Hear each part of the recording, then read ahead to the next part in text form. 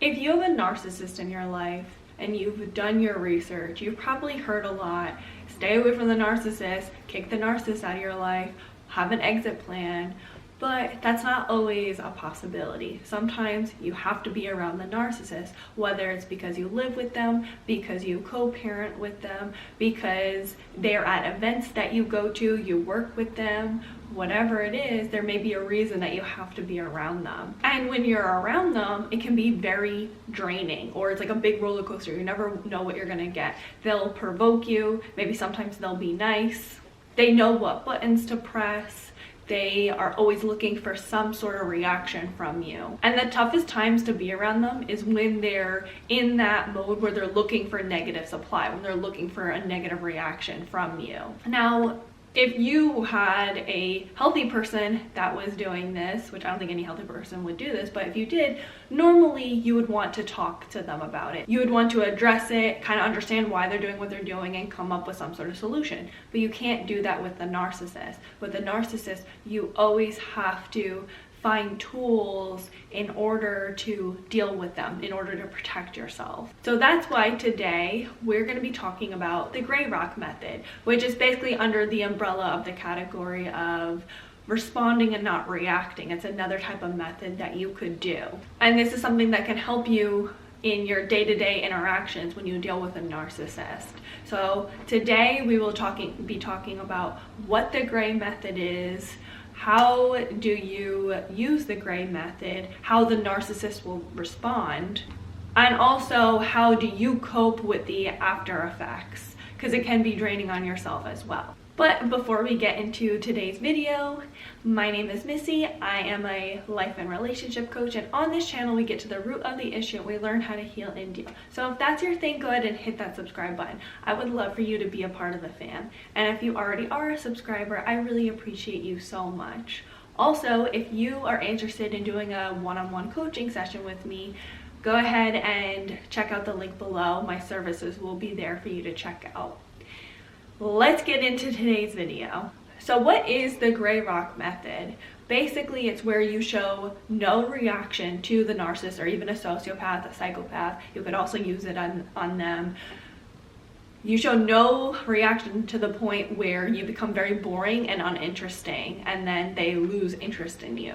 They will then push you to the side and take you off of the narc supply list. So gray rock is exactly how it sounds. You want to be boring. The best times to do this are when they're love bombing you, when they're being very emotionally abusive, when they're trying to provoke you, when they're gossiping, or when they're trying to get info out of you. And an especially good time to use this is when they are gaslighting you, when they're trying to manipulate reality and make you feel like you're crazy. If you don't give into it, they can't gaslight you because you're not falling into their manipulation. So a good time to do this is when they're like, you're a huge bitch. You could be like, I guess so. No reaction, no response. You're not defending yourself, you're not giving into it. Or also another time is when they're trying to do that love bombing where they're like, oh, you're the best person, you're my soulmate. Okay. No reaction, nothing. So they can't get a good read on you. And then they don't know how to reel you back in after they take things too far, or when they're trying to get something out of you. It can protect you from getting sucked back into that cycle, and it can be a step closer to breaking the trauma bond. You can really do this anytime you're around the narcissist, just so they know you're not the one. And also, they no longer have one up on you because they don't know anything about you. They don't know what you like, they don't know what you don't like. So how will they respond? One way you'll notice that they will respond is they're probably going to throw a tantrum. It can provoke them even more. And the reason that is because they have this like tick where they need to get a reaction out of you, and their ego comes into play. Their insecurities come out, and because they didn't get that reaction from you that they had wanted, they didn't get that ego boost, now they're going to go into a rage. So now they want to poke your buttons even more. They're going to take low blows. They're going to go even deeper. They're going to get even worse. They're going to maybe get in your face, or they'll follow you around the house. They're going to try to irritate you so that way you can react. So you can fit that narrative they always try to make you fit in. The crazy one, the reactor. But every narc is different. Some will get visibly upset. Others will try to hide that they're upset. Maybe they're internally pissed off, but it will come out with them kind of be like, oh, did you hear what I said? Or, you know, kind of trying to poke you of trying to remind you that they just said something that's supposed to irritate you. They're trying to hide how they feel, but it's clear that it's irritating them and they're trying to push the buttons. This is because they're looking for your normal response or trying to see if you care, because generally they know what usually makes you tick. Now you may ask, why would you want to do this if it could potentially get them upset or it could provoke them? At first you may have to deal with their narcissistic injury, but the more you gray rock, the less they will throw their tantrum, because they know it goes nowhere. They know they can't get away with it. They're not getting the reaction and they eventually get bored. They're very emotional people and they're always looking for extreme highs and extreme lows. If they can't get that, they will change their attention to something else because their attention span is so low.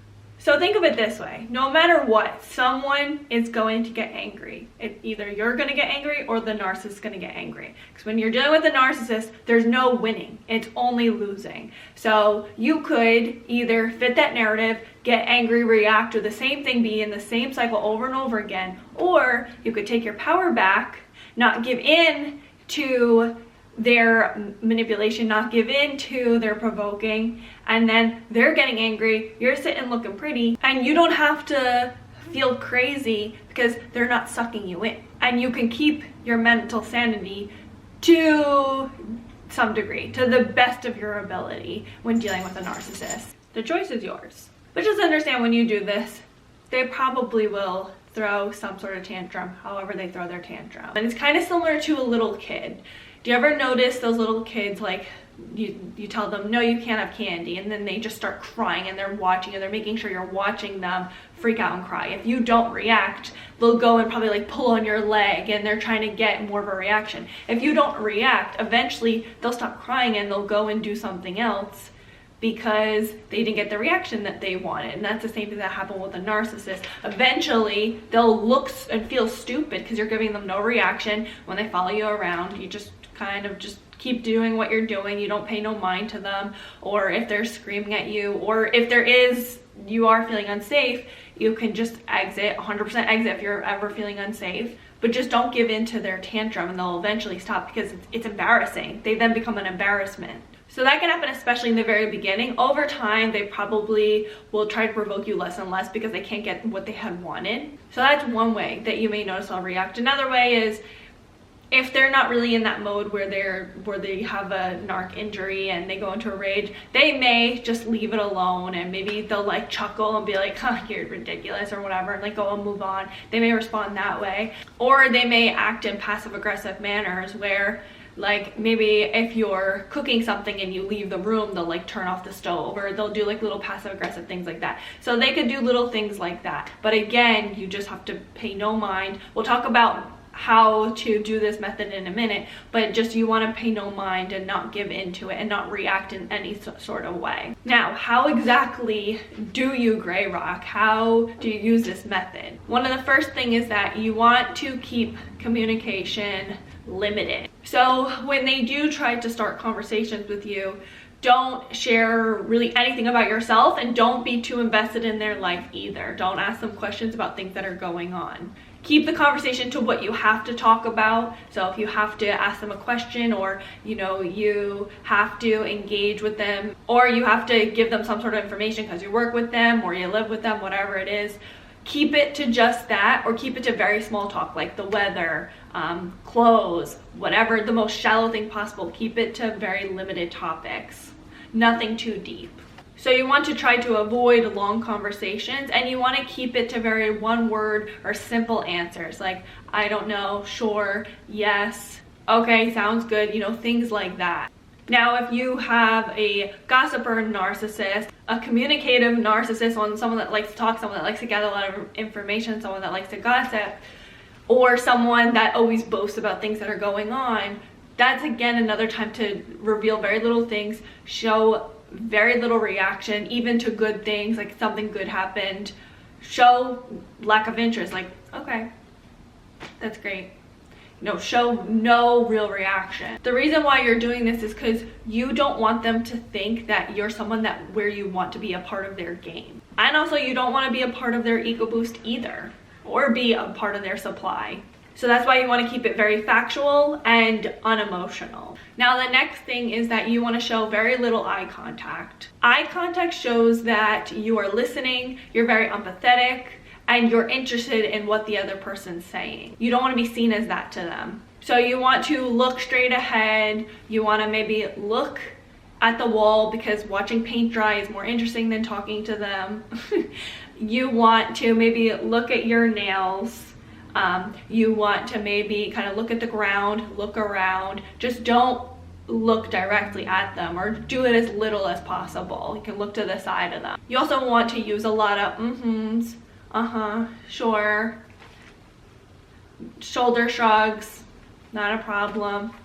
Like I do, like, kind of downward lip, like, okay. Also, throw in some I don't knows in there. Just very boring answers. This is the one time when being considered boring is a good thing. Be that inner wet blanket. The next one that is super important, especially if you're someone that overly trusts others, is do not show your cards. So you do not want to tell the narcissist that you are going gray rock on them, which you'd be surprised is often a common mistake that people do, is that they will use that as a threat, especially if they're in a very bad emotional place, and it's not their fault, it's just they're in a bad emotional place. They will say, if you don't stop, I'm gonna gray rock on you. And then the narcissist can go and look it up and be like, oh, this is what they're doing, and then it blows your cover. Then it doesn't work. Then they know exactly how to get to you, how to work through it. So now they know the method, and it can further hurt you.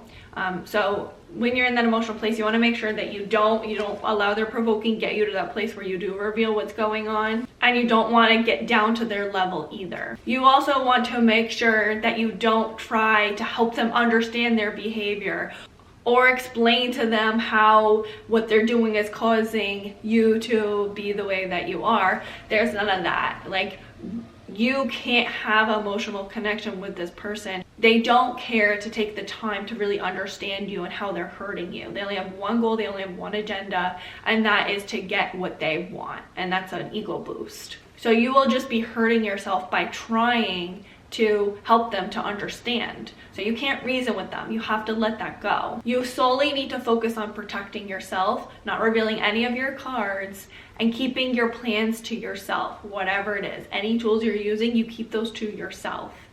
You don't need to explain yourself to them in any sort of way. You don't need their approval. They'll never approve of you no matter what. And then the last thing is, don't budge and be consistent. So no matter what, this is going to be so tough because they are attacking you. It's going to be painful. It's going to suck. It takes a lot to be able to use this method. But you have to make sure you don't budge, because they're going to push and they're going to push and they're going to push, and they're going to try to get you to get that reaction. And you need to make sure that you can even visualize you are this gray rock, things just bounce off of you, whatever it is. You want to make sure that you don't budge and that you are consistent. Because when you're inconsistent in that moment of, like, let's say you go gray rock and then you start to react and then you go backwards, they're gonna get that little bit of reaction, so they may try harder. So you want to be consistent. You want to make sure that you don't budge. Stand firm in your reality. You may need to repeat little things to yourself of, like, I know the truth. I don't have to react to them. What they're saying is untrue. I know my truth. I'm doing this for my peace. You may need to say little things like that to yourself, and also be easy because you're not going to be saying much to them. You can kind of be in your head. That's a good moment to be in your head and repeat kind of mantras to help you through that moment, and just allow it to just kind of flow off of you. If you want to say a prayer, go ahead and say your prayer, whatever it is, just allow it to flow off of you. But you don't want to go down to their level and allow them to win, because it's always about a power struggle with them. They always want to have power over you. You want to get that power back. So that's how you use the method. Now we need to talk about what you need, because this will affect you to some degree. It's not like you're gonna be able to do it and then you're able to move on. Like, no, they're abusing you. You're dealing with a tantrum, you're dealing with a rage, and they're provoking you or they're smearing your name, whatever they're doing, of course that hurts. You're a human being with feelings. So what you need to do is you need to make sure that you have self-care things. Maybe you have emotional support, you have an outlet, maybe you can go and talk to someone, you have a therapist, you have a coach, you make sure you journal, whatever it is, you have prayer, whatever helps you. You need to make sure you have those things to fill up your own jar, because it's very draining, and it can be to a point where you feel like maybe you lose yourself because you do have to be this boring person. And it can be frustrating because you're like, why do I have to completely change my behavior when they're in the wrong? They should be paying. And you're right, they do need to pay.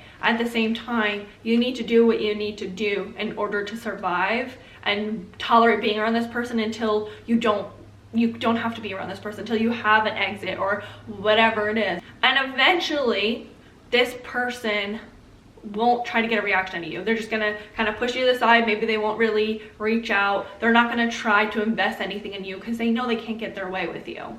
So that's why you want to be consistent as much as possible. Keep being boring around them, and they won't put you on that supply list. And why it's so important you want to be consistent is so that way they don't think that they can get a reaction out of you ever. Like, you could never go back on that supply list, and it's less likely that they'll hoover over you in the future because of that, because you're boring, you're uninteresting. So what do you guys think? Leave it all in the comments below, and please don't forget to like, comment, subscribe, and share with someone that you think may need it. Until next time, thanks for watching. Bye guys. It was literally thunderstorming 2 seconds ago, and now the sun's out. Honestly, the weather changes as fast as I change my own mood. Oops. Ew, water. I spilled water and my foot just touched it. Is there... I gotta go get her. It's a cute